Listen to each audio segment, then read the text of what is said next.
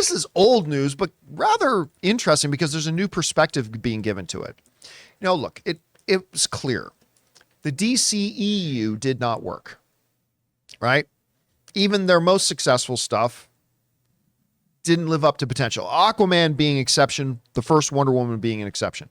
And I say this as somebody, I am the biggest fan in the world of Man of Steel. I mean, it's my movie. There's a reason I got Henry in front of me. There's a reason I got Henry behind me.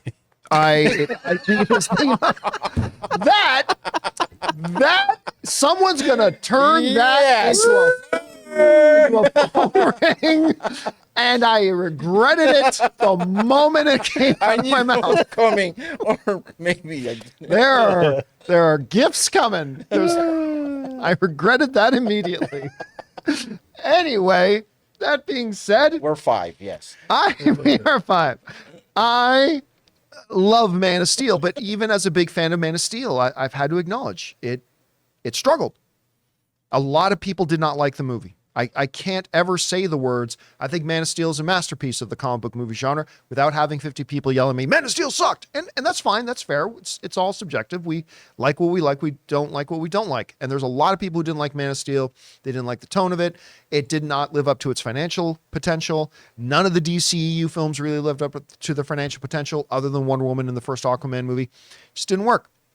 Well, the writer of Man of Steel, David Goyer, who was also one of the screenwriters of Christopher Nolan's Batman trilogy, he's gone on record to say that basically it was a mistake for Warner Brothers to do Batman versus Superman as opposed to another standalone Man of Steel movie. And he attributes a lot of that to something I've talked about a lot, which was the massive revolving door under Warner before David Zaslav and Discovery bought Warner Brothers. They were in a constant revolving door of new leadership every year. This comes to us from Variety, who writes this. I know the pressure, this is coming from David S. Goyer. I know the pressure we were getting from Warner Brothers, which was, we need our MCU. We need our MCU. And I was like, let's not run before we walk, Goyer said. The other thing that was difficult at the time was there was this revolving door of executives at Warner Brothers and DC. Every 18 months, someone new would come in.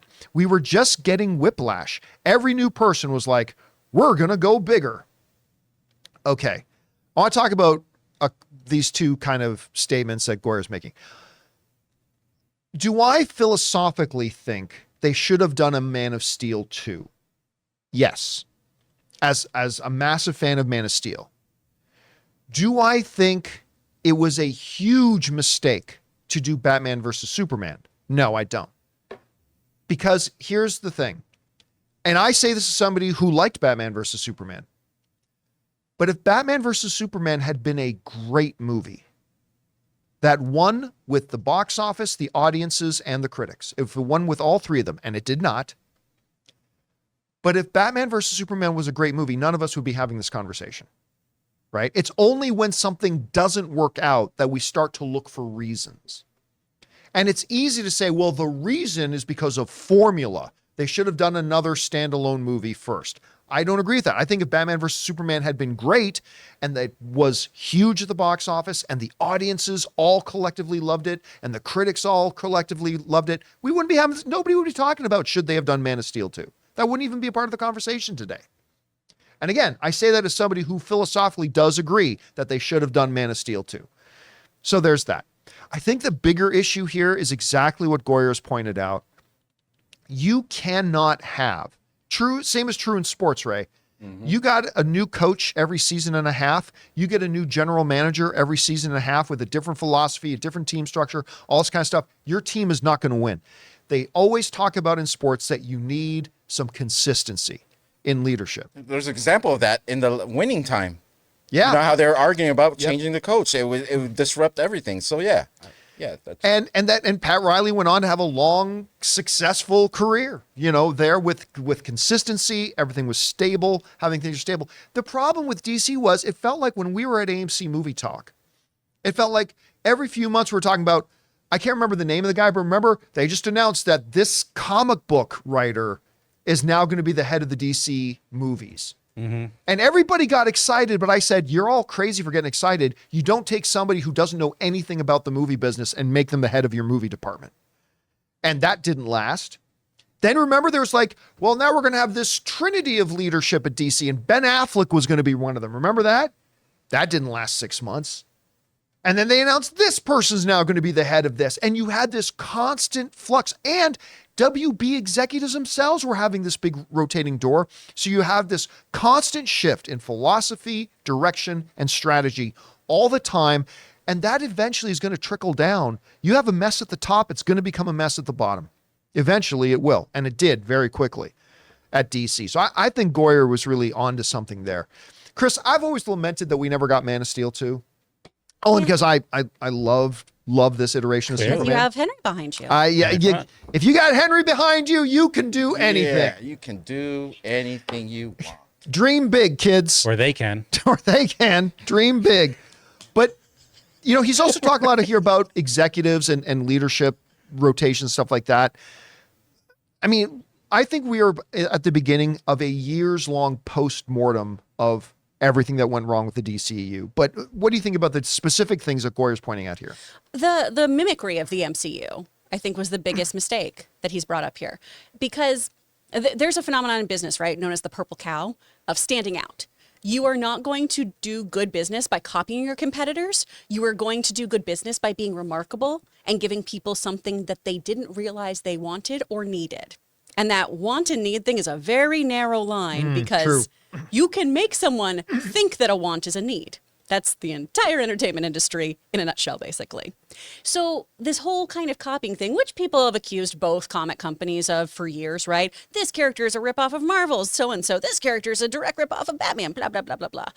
They've always had their own identity at the end of the day, though. When you look at the actual comics, Marvel and DC, though there are some congruencies, have their own kind of feel to them. And that was something that was always lacking when it came to the DCEU was it almost had this keeping up with the Joneses kind of feel of, yeah, we're also going to do a connected network, but ours is going to be the gritty version. So that remarkable thing didn't really work because they also forgot about the humanity of the stories. Yeah. And then all of the reactionary decisions, changing leadership, changing the course of these different universes, all of that, that's not great business in general either. So the key is for this next DCU, take these incredible characters, use them to your advantage, find your purple cow, right? Find out what makes you remarkable, but don't just do something for the sake of being different. Do something because it's great storytelling that at the end of the day offers your clientele, because that's what a movie-going audience is, clients, offers them something remarkable, worthwhile, and something they decide that they absolutely need. Well said. Guys, we want to take a second to thank a sponsor of this video, Quip. Guys, you know that good health starts with good habits, and Quip makes it easy by delivering all the oral care essentials that you need to care for your mouth. For example, their incredible electric toothbrush. Guys, I've been using electric toothbrushes for years, and this is easily the best one I've ever owned. Timed sonic vibrations with 30-second pulses to guide a dentist-recommended 2-minute clean. A lightweight and sleek design for adults and kids with no wires or bulky charger to weigh you down. Reusable handles in a range of sleek metal hues, as well as bright plastic colors, sure to make a pop on your bathroom counter. Skip the batteries and snap into healthy habits with the new rechargeable electric toothbrush. All the features of the original Quip, plus one magnetic charge, powers up to 3 months of brushing. In addition to brush heads, Quip also delivers fresh floss, toothpaste, mouthwash, and gum refills every 3 months from just $7. So if you go to getquip.com/Campea right now, you'll get 20% off any electric toothbrush, mint and gum dispenser, or water flosser. That's your 20% off any electric toothbrush, mint and gum dispenser, water flosser at getquip.com/Campea. That's GETQUIP.com/Campea. Quip, the good habits company. All right, guys, question is for you. What do you think about the comments of David Goyer talking about they should not have done Batman versus Superman, at least not yet? And also, how can you possibly succeed when the leadership of the studios is constantly, both on the Warner Brothers level and on the DC level, was constantly in flux? I don't know. How do you guys see that? What do you think about his comments? Which parts stand out to you? Jump down to the comments below and let us know your thoughts. Hey guys, thanks so much for watching this video. Make sure you like the video, leave a comment, and subscribe to our channel. And don't forget, we have a daily podcast called the John Campea Show podcast, available on Apple Podcasts, Spotify, or your favorite podcasting app of choice. Go and subscribe to it today so it'll be there when you need it.